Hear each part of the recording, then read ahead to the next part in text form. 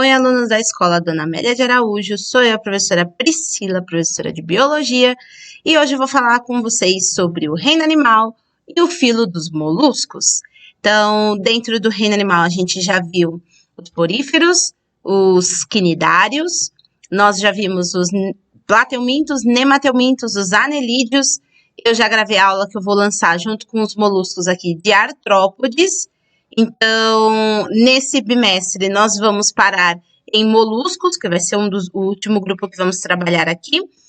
No próximo bimestre, eu vou dar continuidade para poder dar tempo de vocês realizarem todas as atividades e que o bimestre ele tem mais 2 semanas para se encerrar. Então, eu tenho que ter tempo para poder fechar a nota de vocês. Desculpa. Então,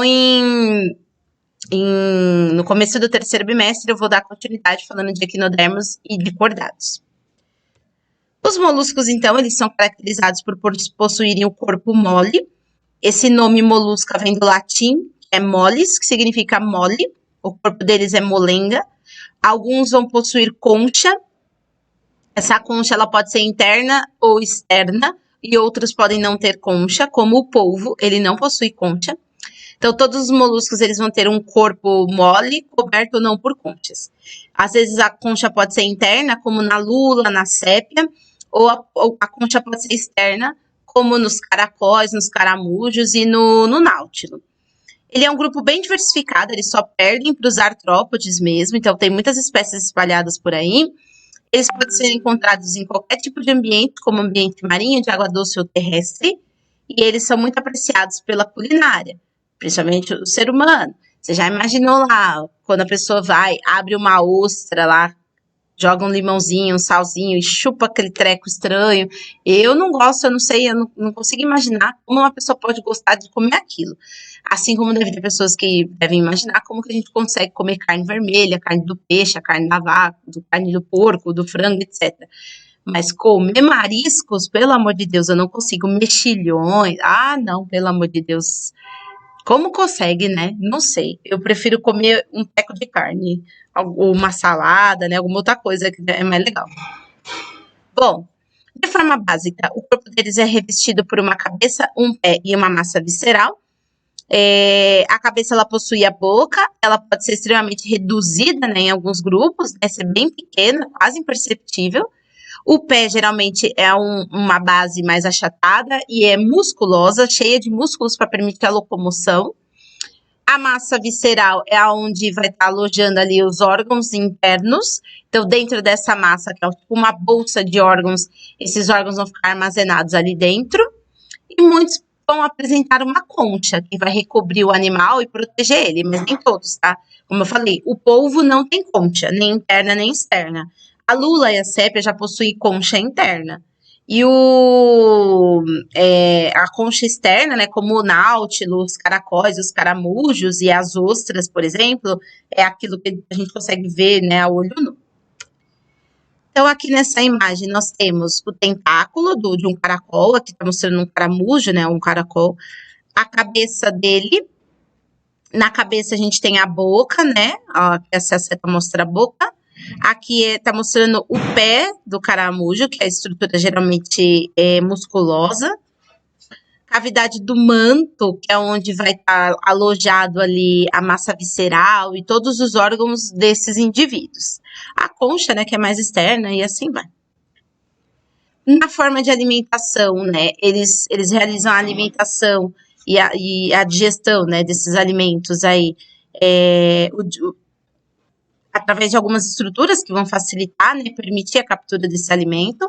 Então, a digestão deles é de forma completa, porque tem boca e ânus, então tem começo, meio e fim. Os cefalópodes e os gastrópodes, eles vão apresentar a rádula. Cefalópode é o grupo das lulas, do polvo. Gastrópode é o dos organismos que possuem conchas, né? Como um caracol, por exemplo. Então, eles vão apresentar a rádula. Essa rádula é como se fosse uma língua cheia de dentes, cheia de cerdas. E aqui ele vai raspar o alimento para diminuir o tamanho dele.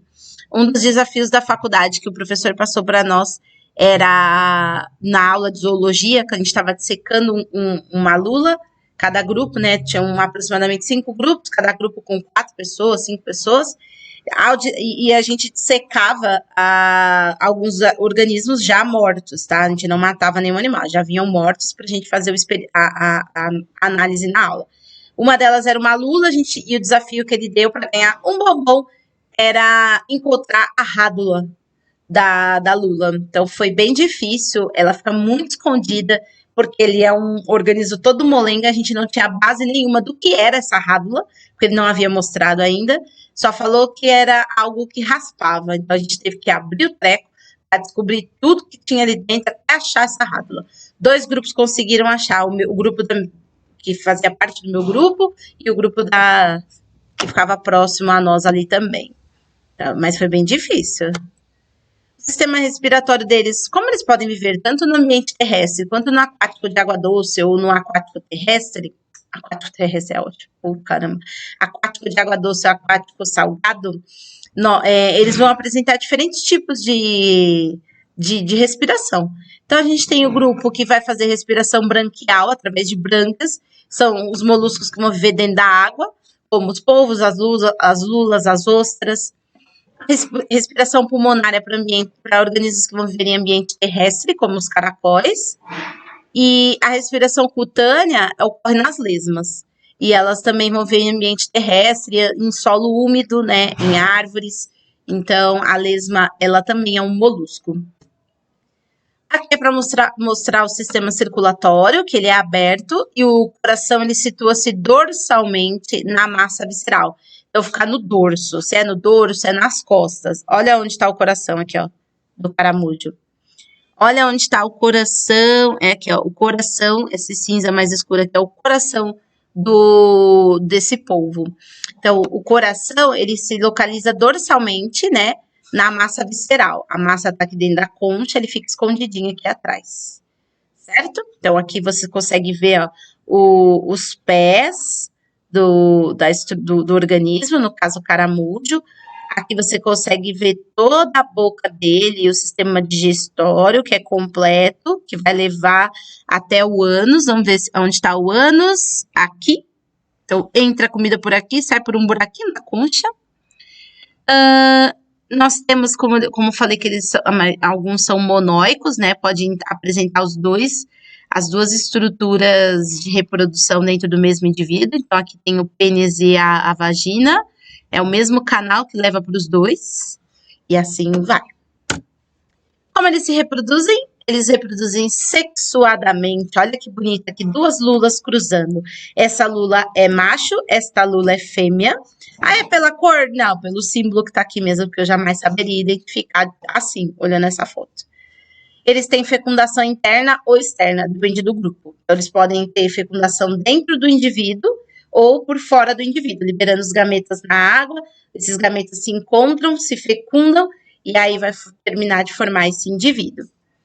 A maioria dos moluscos vão apresentar sexos separados, como eu já comentei, com exceção dos bivalves, que são hermafroditas, e aqueles caramujos lá também, como eu comentei.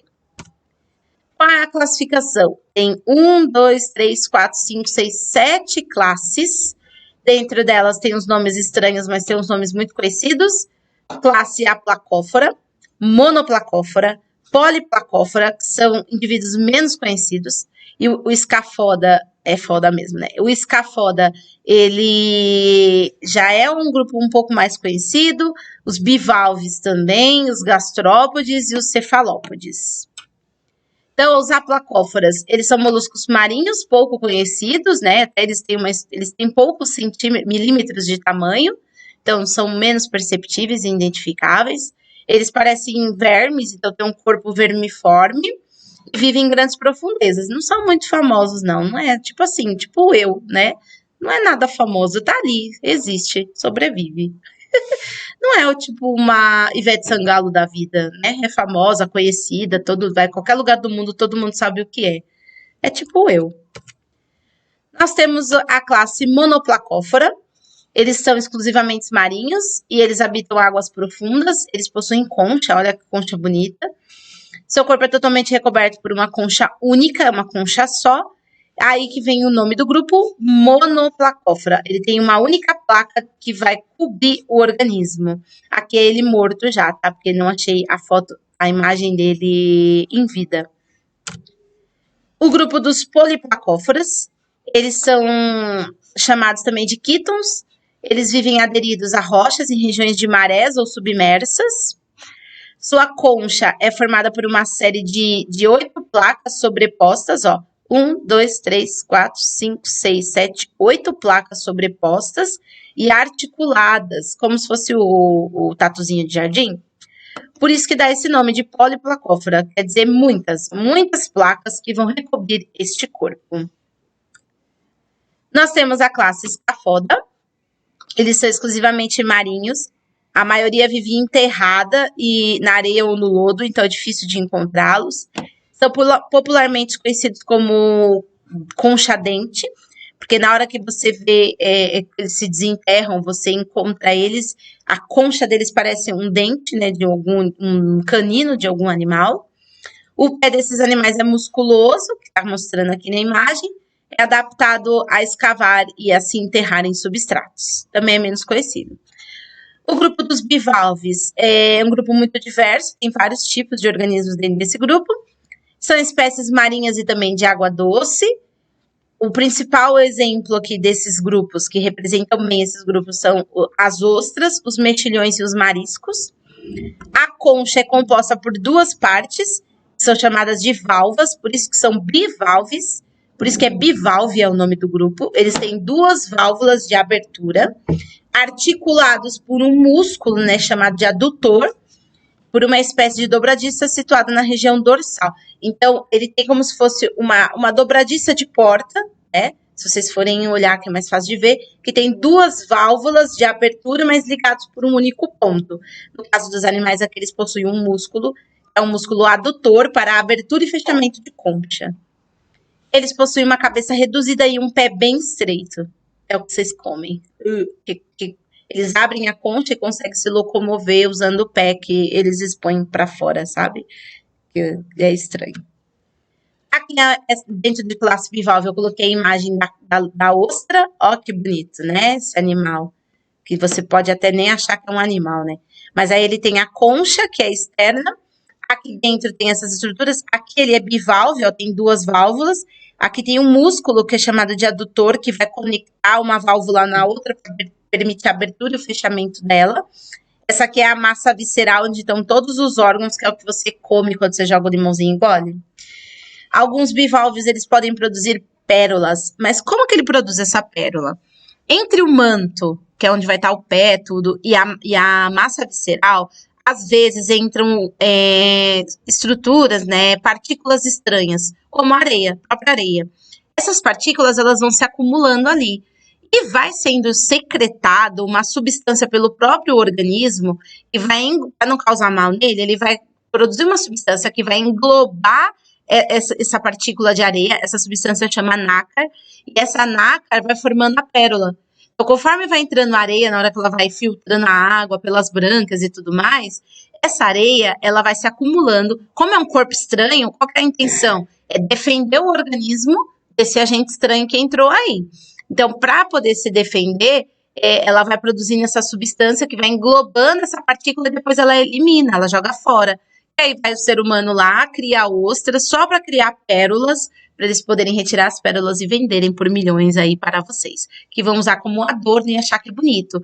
Mas para criar uma pérola, para você produzir a pérola, você tem que estressar o animal, estressar o sistema imunológico dele, o organismo dele tem que estar em estresse para poder realizar esse processo aí, só para adorno, para beleza, né? Que desnecessário. Classe gastrópoda. É o grupo da lesminha, é o grupo do caracolzinho, é o grupo dos caramujinhos. Então, o gastrópode representa o maior grupo dentro desses animais, dentro dos moluscos. Existem espécies de água doce, marinhas e terrestres. Então, água doce, tem alguns tipos de caracóis de água doce e de salgada, de caramujo, desculpa. Os caracóis são terrestres e de ambiente úmido, e as lesmas também. Alguns gastrópodes bem conhecidos são esses nomes que eu já comentei, que são as lesmas, os caracóis de jardim, que a gente pisa sem querer e mata sem querer, e os caramujos, caramujinhos.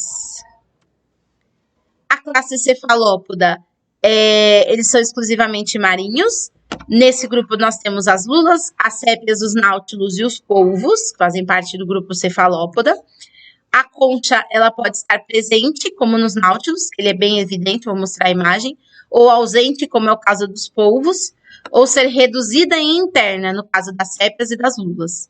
Ao redor da cabeça, geralmente, há um círculo de tentáculos. Então, na cabeça, possuem alguns tentáculos, né? Os polvos têm 8 tentáculos, por exemplo, que atuam para movimentação e captura e defesa aí nos organismos. Captura de alimentos e para defesa. Aqui tem a imagem dos polvos. Dos polvos é legal, né? Tem um polvo só na tela. Do polvo, olha aqui, ó, as ventosas do tentáculo, no qual ele vai agarrar, capturar o alimento dele e levar para a boca, que fica aqui embaixo. O polvo, ele é plástico, vamos dizer assim, que ele é plástico, ele não tem concha, então ele é molenga, gelatinoso. A lula, o náutilo, como eu falei que é o que tem concha, é a sépia. A lula e a sépia, elas são bem parecidas na sua composição. O náutilo e o polvo, eles são um pouco mais diferentes. Bom, dentro da classe cefalópoda, muitas espécies vão possuir células especiais e pigmentadas, chamadas de cromatóforos, que vão ajudar o organismo a se camuflar em qualquer ambiente. Então, o polvo, a lula, a sépia, eles conseguem se camuflar com muita facilidade, principalmente os polvos. Muda até a estrutura, a composição do seu corpo. Eles conseguem mudar a espessura, formando, como se fossem espinhos até, se eles quiserem. Alguns cefalópodes, como as lulas, também são dotados. A lula e o polvo tem isso, tá? É um pequeno órgão, como se fosse um saco, que vai liberar uma estrutura líquida, como se fosse uma tinta escura e preta, que ele usa isso para defesa. Então, alguém vai atacar ele, ou o polvo ou a lula, aí ele acaba liberando essa substância na água, e aí ela vai, confunde o predador, que ele não enxerga, e ele consegue escapar e fugir. Quando ameaçados, eles vão liberando esse fluido aí para fugir do predador. Então, aqui é para mostrar a camuflagem, né? No ambiente no qual você está passando, você não repara na sua visão periférica aí qualquer animal, pode ser um peixe. Aí o polvo fica quietinho, bonitinho, só esperando. Na hora que passa alguma coisa que é interessante, ele captura e vai se alimentar disso. Ou para se defender também, eles se escondem. Aqui é aquela substância preta, né? Como eu falei, eles liberam para poder fugir de predadores. Aquele fluido, né, preto, parece uma tinta preta. Muitos alimentos, muitos pratos culinários, são feitos à base de tinta de lula. É muito famoso. Falam que dá um sabor diferenciado, uma coloração diferenciada. Mas, meu Jesus amado, eu não consigo nem me imaginar comendo isso. Eu não nasci para ser fina. Eu gosto da coisa mais normal mesmo. Não consigo comer frutos do mar, essas coisas estranhas, não. Ainda mais que já pensou comer esses tentáculos? Aff, Maria, credo. Mas se você gosta, fica a seu critério, faça bom proveito, come minha parte, eu não ligo, não. E é isso. Sobre os moluscos, o que vocês devem saber é que eles são organismos de corpo mole, dividido aí em sete classes. As mais conhecidas são as bivalves, os gastrópodes e os cefalópodes, tá?